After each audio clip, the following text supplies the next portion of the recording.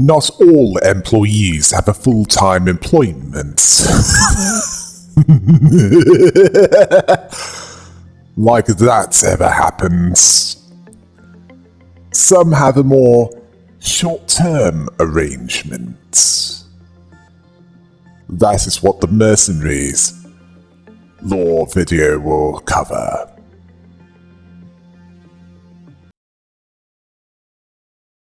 Hail the Rabbits! Or more specifically, the Rabbits team. Before we get to them, we'd best talk about the cultural significance of the rabbits in Korea. The moon rabbits, also known as the Hatokki in Korean, is a popular legend there, along with Japan, China, Vietnam, and some Native Americans. The Korean moon rabbit pounds rice cakes in its pestle, which is also known in Japan as mochi. Rabbits are said to be symbols of fertility, complementing Chuseok's, sorry if I butchered the pronunciation, purpose in making supplication for a bountiful harvest, as it's the Korean Harvest Festival. Another symbol is that of the smoke that was placed around the rabbits on the moon by the emperor.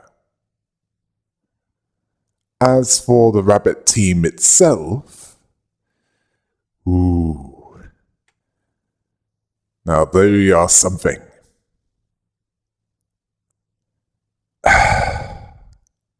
No, not that way. Get your minds out of the gutter. They have a more practical purpose than that. These are an external group of mercenaries that come from our corporation, that get hired by any other corporation willing to pay them. In this case, it's with the energy supply gathered. The amount depending on how many rooms were cleansed of threats. They could even deal with most Aleph-type abnormalities, although this can depend on timing and also what they're capable of. They also have a relaxed attitude towards collateral damage. They can trap anything within their area of operation, and anything trapped within it shall be attacked until either all enemies are killed or they are all killed.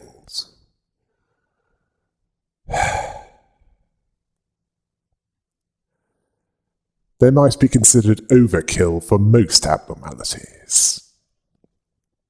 To some, just enough, while to a few, not enough.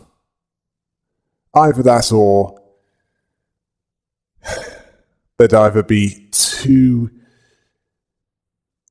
ineffective or too risky, due to the aforementioned collateral damage risk.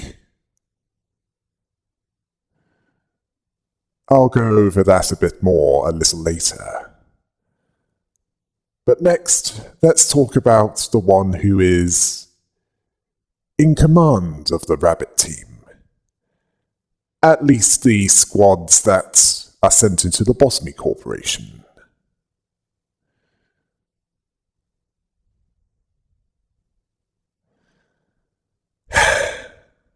And this one has a history with one of the Separars. They are led by Captain Mio. The rabbit team wear black and orange armored clothing with gas masks, similar to the head of a rabbit, with long ears with black borders and an orange interior, and have glass circles for their eyes, or at least it looks like glass, The eye design might vary between members. Captain Mia is the only one you see without her helmet, and that's outside of combat situations. Well, it'd be completely idiotic for her to go into battle without protective gear, especially what is dealt with in this game. Lobotomy Corporation provides all armaments for the killing of abnormalities, and anything else that the Rabbit team can take care of.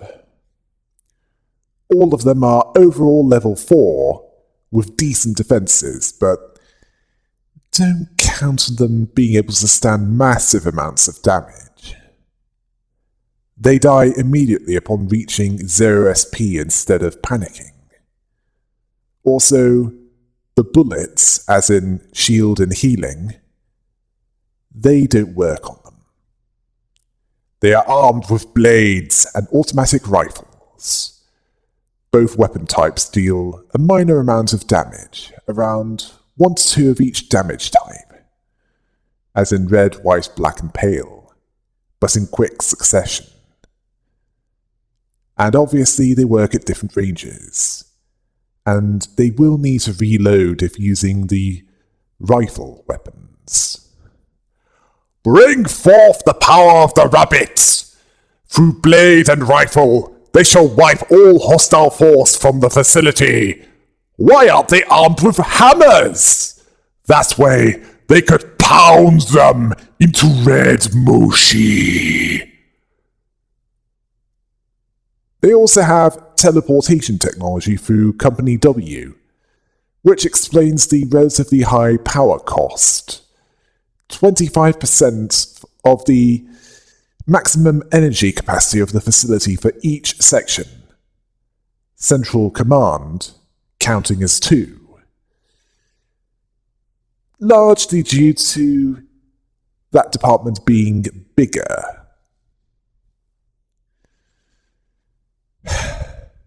That one requires 50% of the maximum energy capacity of the facility. A capacity that increases each day.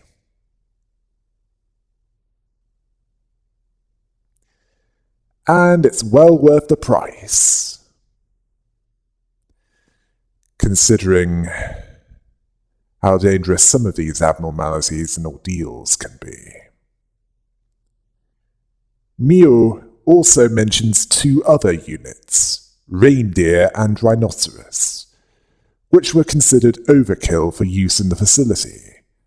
The former because it primarily destroys organic life, which would make it useless against the green ordeals and anything mechanical, and would threaten the manager. As for the latter, because of the structural damage that they'd cause, that's why they're considered excessive. It would make what the Rabbit team are capable of look like they're having a party. This particular party doesn't need you to play anything American. What would summon something like that? How about Andrew WK? The manager just has to hit the rabbit symbol and select the departments that he wants them to operate in. Only 4 can be locked down at most, and the rabbit protocol can only be used once a day. Both friendlies and hostiles will be listed most of the time. Sometimes the language shifts. I don't know why. It can also only be used when a department is expanded enough. Yeah, a department needs to be complete, at least enough for them to operate as. If it's not large enough, it's clearly not worth their time.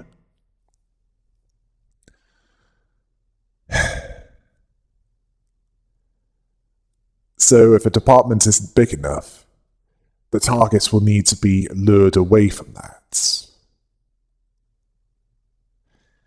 in order to lock down a department that is viable for rabbit team lockdown and eradication.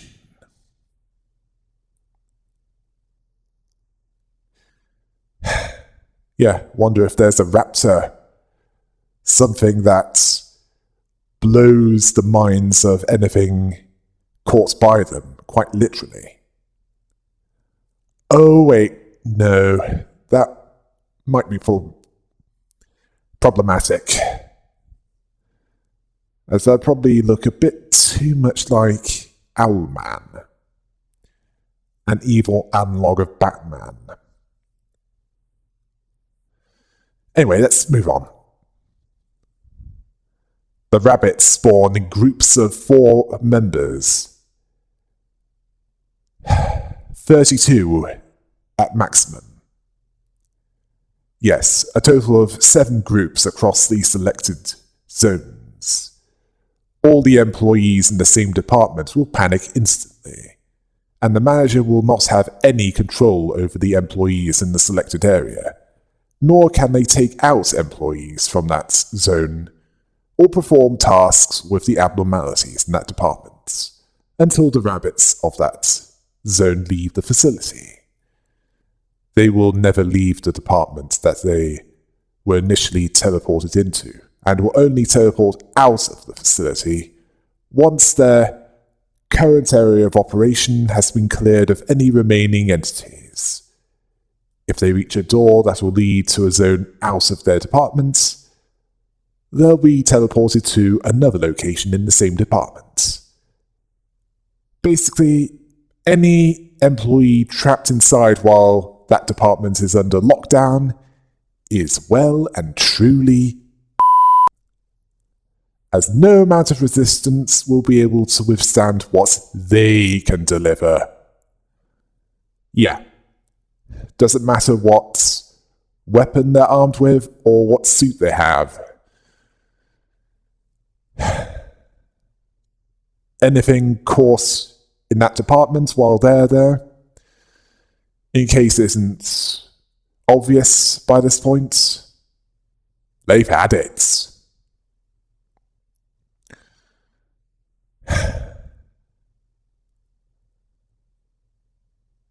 Oh yes.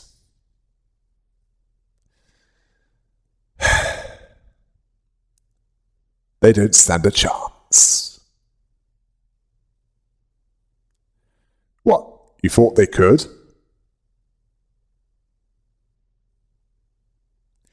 The departments where the rabbits are called into will be sealed and glow with an orange light.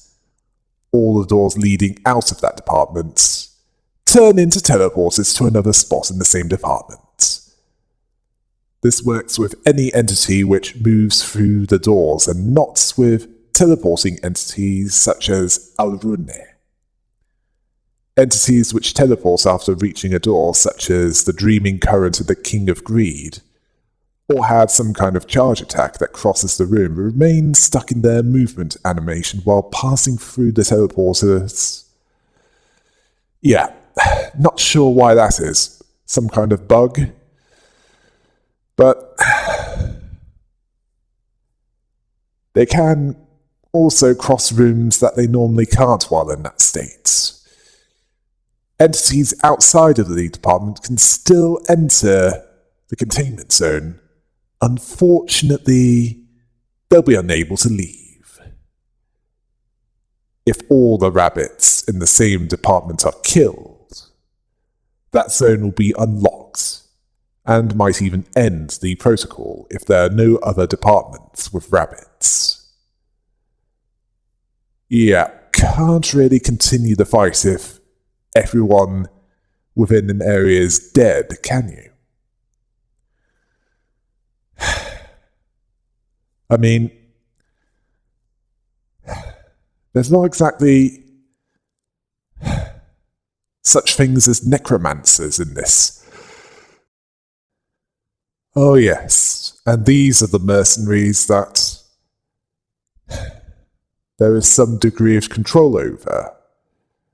If you define control as more or less pointing them in the direction of where you want them to go, what you want them to kill, and then, well, just leave them to it until they're done. Or they're done for. Well, it's not much, but sometimes they're more reliable than the agents.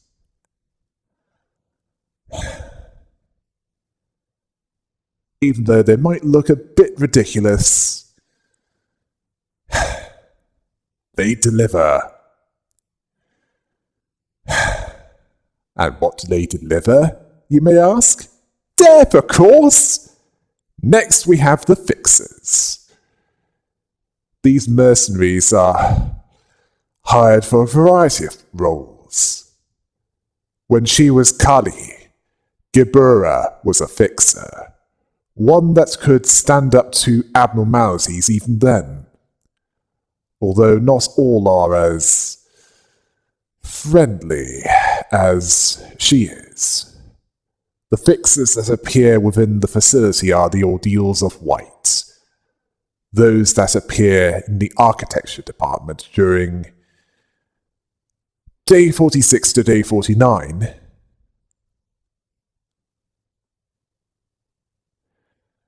Depending on what direction is taken and the method of completion of each day's meltdown, they will appear. I'll go into that in greater detail when we get to that lore section, but for now, let's focus on the fixers. Some might not be from outside. Some might be abnormality creation byproducts. That is, if Binar's words are to be trusted. Which we shouldn't, because there is an unwritten rule regarding psychopaths. Never trust them.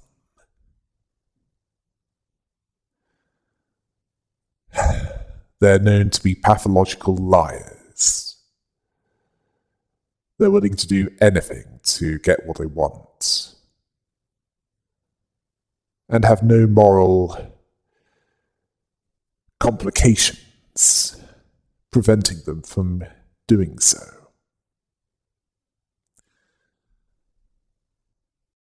The Red Fixer is an armored robot with blades and cannons that deal red damage. It roams the facility until encountering anything that can be targeted. It will attack at close range with a number of attacks, such as a short blast, taking out a blade to stab the targets in front of itself at close range. It will expose a blade and then charge forward and backward, dealing multiple hits to the targets at close range around itself for a short time. And after a long period in combat, it can do a charged beam attack that takes a short time to prepare, a beam that travels straight forward to where it is facing, piercing the walls and dealing heavy red damage to anyone in its way. Similar to the Queen of Hatred's mouth laser, although not as bad, and minus the anime, of course. But it is a single hit, and lasts for some seconds. The laser has a range limit, like most other beam attacks. And you're probably asking, that doesn't sound so bad. Ooh, you know nothing. As the Red Fixer is, of course, immune to red. White and pale can be endured. Black has normal resistance, so that's the best thing to use against this one. On death, its laser will be shot in a wide arc, depending on which direction it's facing. which will deal heavy red damage to anyone struck by it. The best way of avoiding this is to go behind this fixer, as the arc is mostly in front of it. Were these prototypes of the sweepers/cleaners/scavengers? Hardware that was grafted onto human bodies? Specifically those that off the wrong people? Or at least were in the wrong place at the wrong time. And they didn't want any witnesses revealing what happened.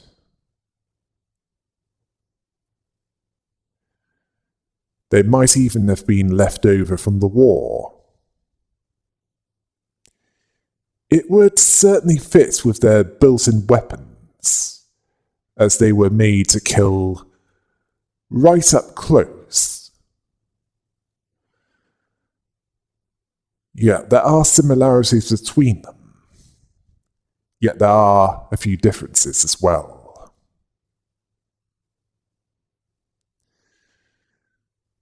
Something to think about, isn't it? Next we have the White Fixer, an angelical knight-like humanoid that slowly levitates around the facility, wearing a halo and a cannon-like weapon. It roams the facility and takes a longer time to attack other employees compared to the other fixers.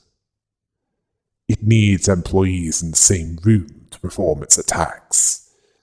It takes out its cannon and its halo in preparation, and after a short delay, it will shoot a single white beam towards the direction that it's facing. The beam going across the rooms and dealing heavy white damage to anyone in its path. The beam also leaves a white cloud dealing constant white damage to any that remain within it. This lasts for a few seconds. Is this what they send when people are looking sad?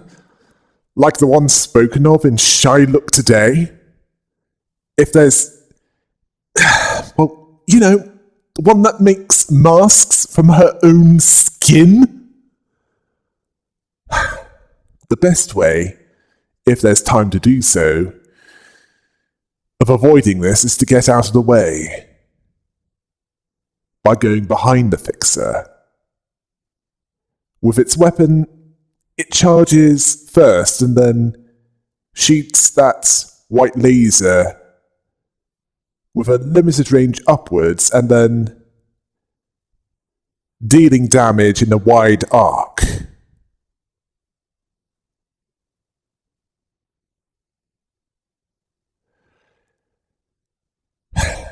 Yeah. You better hope there aren't any agents in that area of effect when this happens, as the smoke will last for a little longer, although dealing enough damage will stop its attack or, at the very least, decrease the arc. Although this isn't the normal behavior of this fixer. Usually, its behavior is a bit more defensive. Yeah. So far, we have a killer robot that damages physically, and an angelic-looking being with the ability to attack mentally.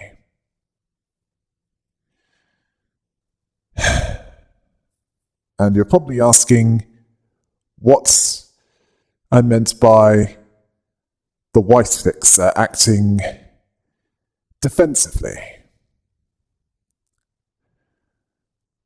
Well, there's a reason for that.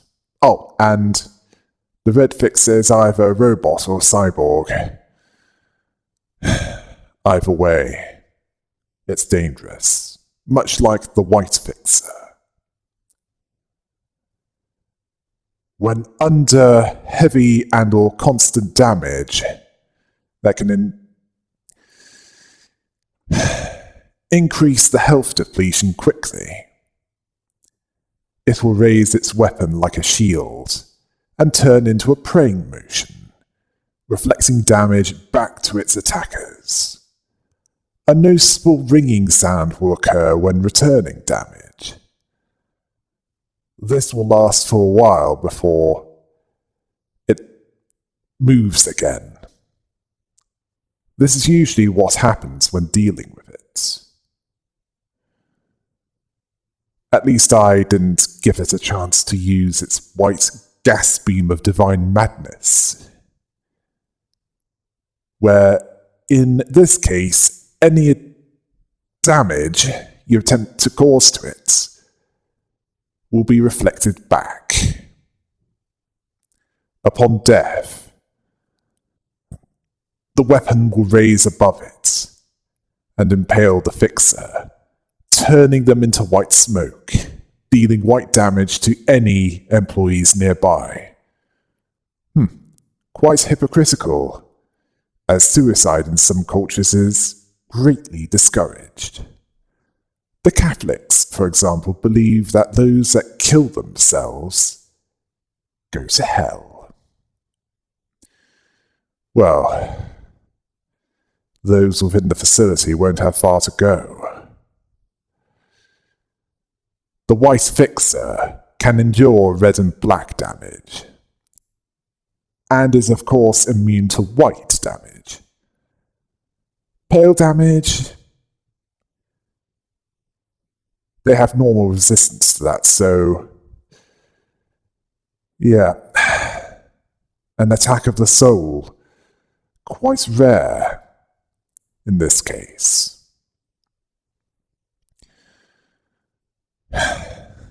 So, if there's any pale damage dealers, this can be taken advantage of. By this point, there should at least be one with that. Well, depending on what abnormalities were worked on by this point.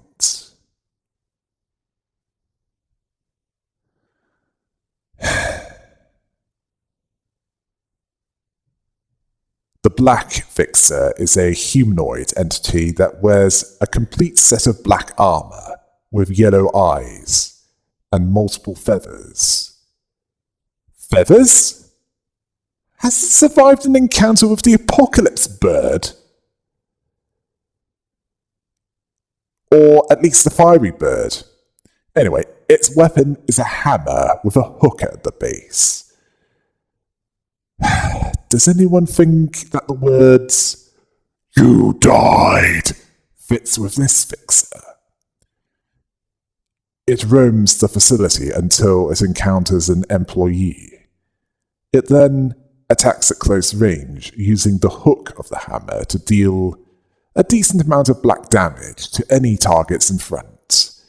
It can also raise up the hammer and slam it against the direction that it's facing, dealing heavy black damage in the area. But that's not the worst of this fixer. Oh no.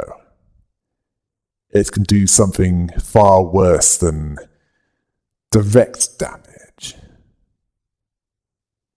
It can bring chaos.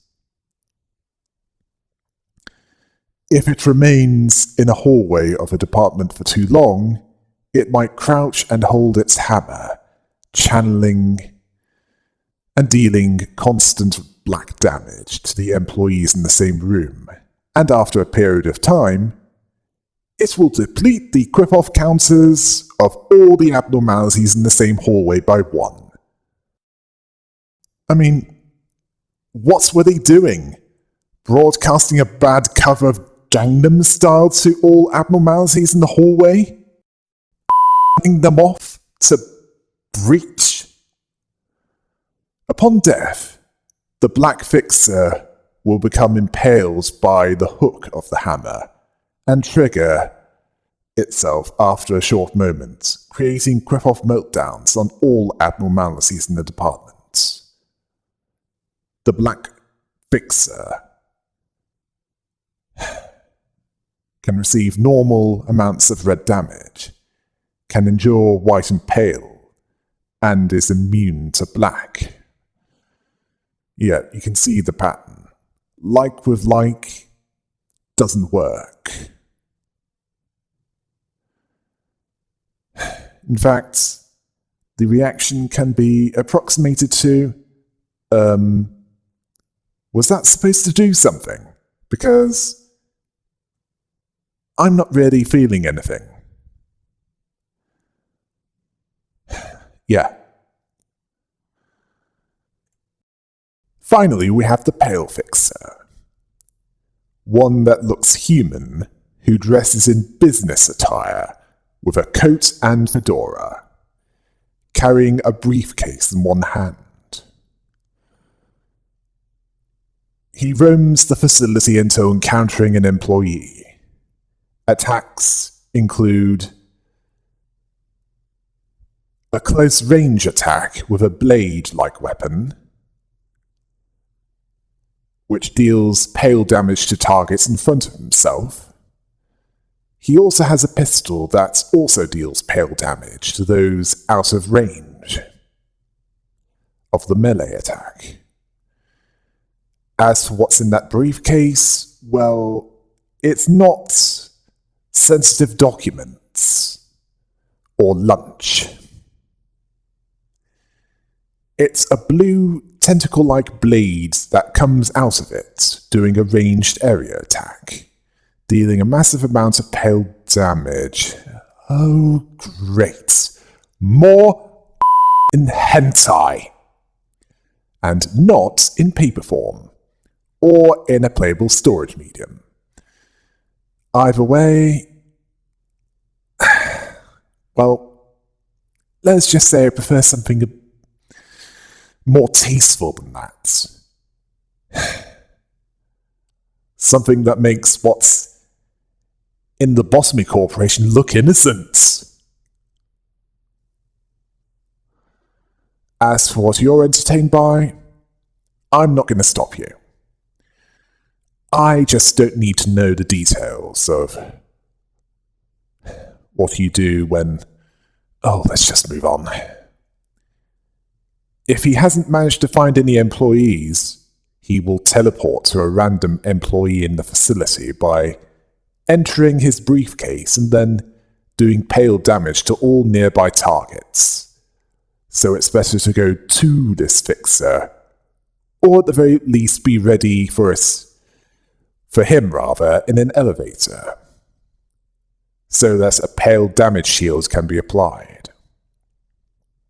When defeated, the tentacle-like blade will come out of the case and cut through the direction of the pale fixer.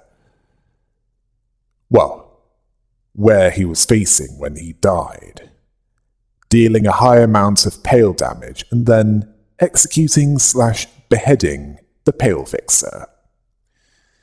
It's best to leave the room when this happens. The pale fixer endures red and black, receives normal for white, and yeah, I think we can guess what damage this fixer is immune to. You know, I'm surprised there's this much anime come to life and hentai in this game. And this is considering the bad blood that South Korea had with Japan, due to them being a scapegoat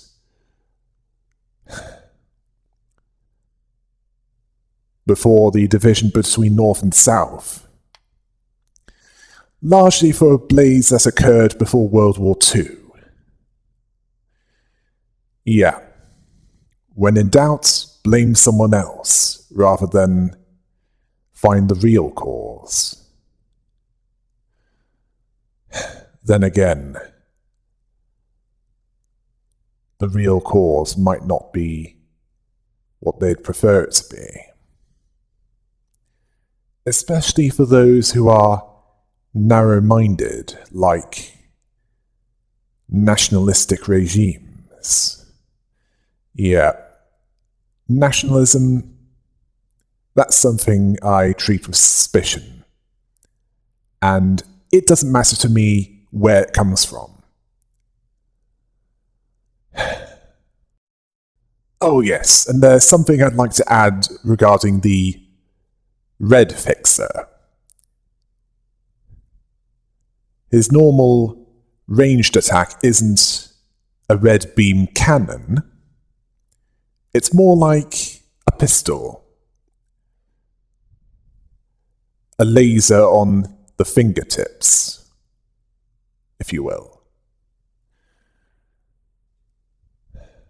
But it certainly causes pale damage. That much is certain.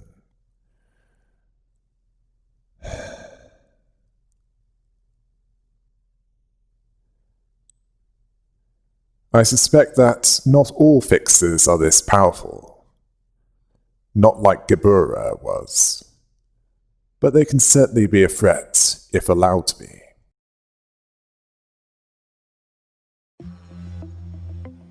Right, next will be the history of the facility, of Lobotomy Corporation, and those within it.